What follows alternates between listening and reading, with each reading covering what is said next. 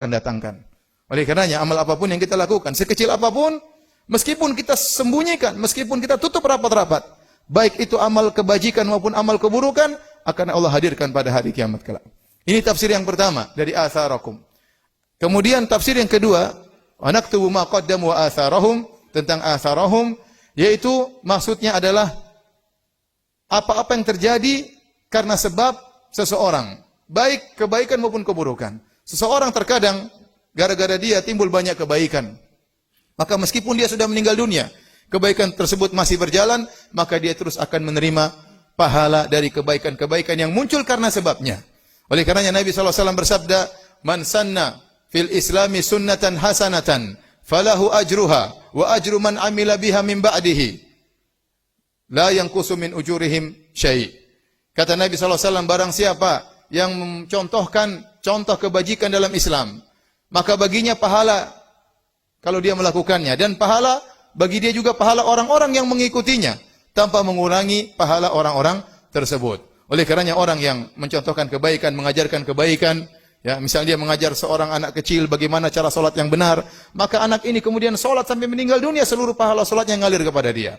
Mungkin dia mengajar baca Quran bagi anak-anak, mengajar Al-Fatihah, maka anak ini sejak kecil sudah hafal Al-Fatihah melalui mulutnya.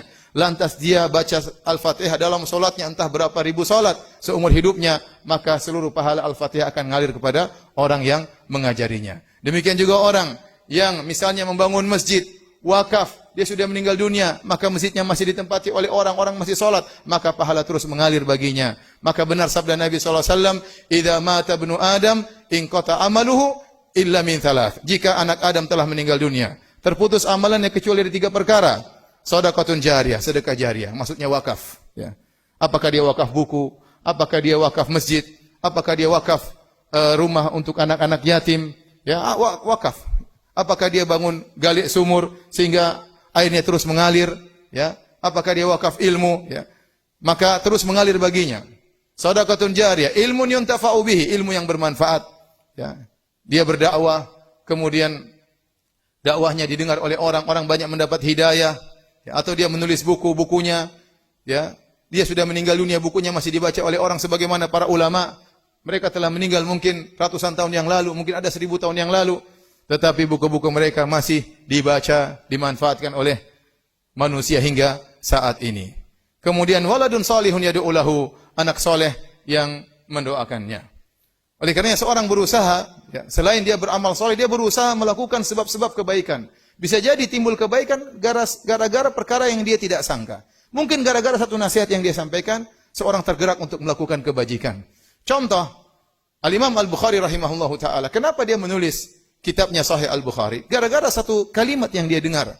Kata beliau, Al-Imam Al-Bukhari rahimahullahu ta'ala, "Kunna inda Ishaq bin Rahuya." Suatu hari kami, para muhaddithin, berkumpul di rumah Ishaq bin Rahuya, salah seorang ulama, Ishaq bin Rahawai. Kemudian dia berkata, "Lau jama'tum kitaban mukhtasaran li sahihi sunnatin Nabi sallallahu alaihi wasallam." Coba kalau ada di antara kalian yang mengumpulkan kitab yang mengumpulkan hadis-hadis sahih saja dari sunnah-sunnah Nabi sallallahu alaihi wasallam. Apa kata Imam Al-Bukhari? "Fa waqa'a dzalika fi qalbi. Fa akhadhtu bi jam'i al-jami' as-sahih." Maka nasihat Ishaq bin Rahawai tersebut masuk di hatiku, maka aku mulai mengumpulkan hadis-hadis sahih, maka jadilah kitab Sahih Al-Bukhari yang bermanfaat bagi kaum muslimin hingga saat ini, semuanya gara-gara satu kata yang diucapkan oleh Al-Imam Ishaq bin Rahawai. Bisa jadi kita berkata sesuatu, kita motivasi seorang, kemudian dia bersemangat, mungkin dia umrah, mungkin dia haji, gara-gara satu kata yang kita ucapkan, maka itu bermanfaat bagi kita tatkala kita masih hidup maupun terlebih lagi setelah kita meninggal dunia. Ada seorang Filipin, dia membaca sebuah kitab tentang tauhid, kitab kecil, kemudian dia masuk Islam. Setelah dia masuk Islam, kemudian menjadi dai. Akhirnya ribuan orang masuk Islam gara-gara dia. Dia dapat pahala dengan ribuan orang masuk Islam. Penulis kitab tauhid yang kecil tersebut juga mendapatkan pahala gara-gara dengan sebab dia orang ini pun masuk Islam.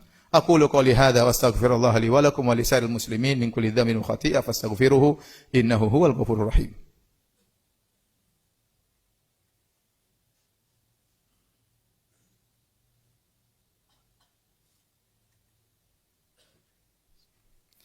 Alhamdulillahi ala ihsani wa syukru lahu ala taufiqihi wa amtinanihi wa asyhadu an la ilaha illallah wahdahu la syarika lahu ta'ziman li sya'nihi wa asyhadu anna Muhammadan abduhu wa rasuluhu da'ila ridwanih. Allahumma salli alaihi wa ala alihi wa ashabi wa ikhwani. Hadirin ma'asyiral muslimin, sebagaimana seorang setelah meninggal bisa dicatat kebaikan terus yang mengalir, sebaliknya seorang setelah meninggal di kuburan bisa jadi dosa terus mengalir kepadanya.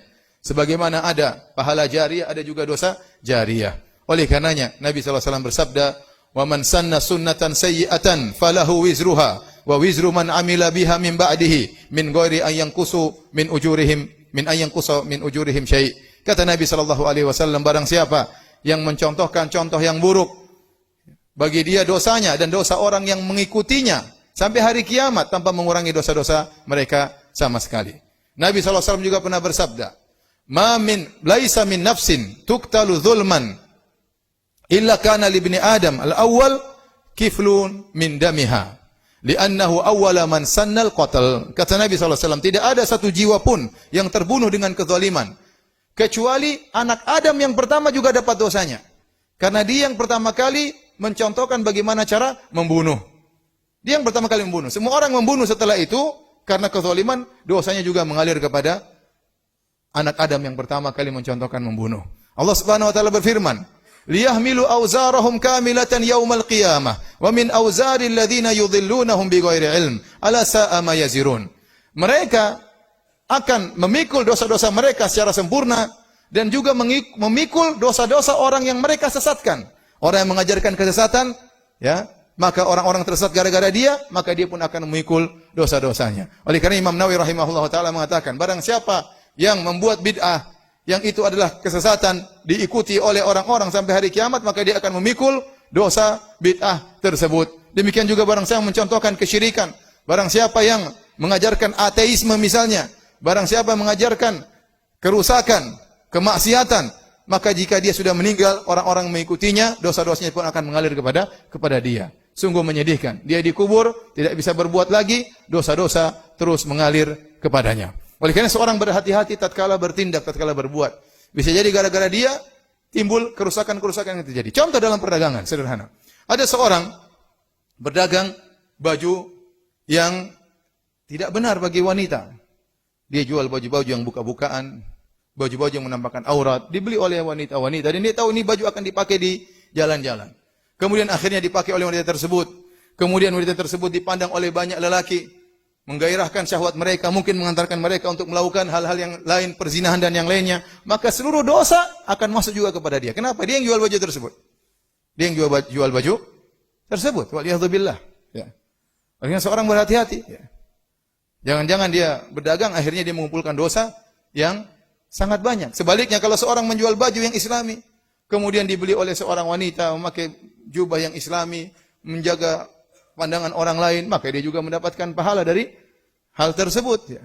Ada seorang membuka, ya saya pernah dengar cerita, ada seorang zaman dahulu dia berlangganan video-video porno. Kemudian dia bayar, kemudian video porno tersebut setiap ada klip yang baru akan masuk ke emailnya. Kemudian dengan otomatis dia offer ke email temannya. Sebenarnya temannya selalu menerima klip-klip porno tersebut dari orang tersebut. Satu hari dia ingin ketemu dengan orang ini yang telah berbagi video porno selalu kepadanya. Ternyata orang tersebut sudah mati. Ya. Klip porno terus bersambung. Ya. Demikian juga orang yang buka akun-akun yang menyesatkan, akun-akun yang isinya cacian, akun-akun yang menyebarkan gambar-gambar yang haram. Bisa jadi pemilik akun sudah meninggal dunia.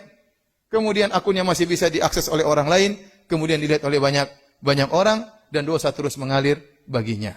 Maka seorang bertakwa kepada Allah Subhanahu wa taala.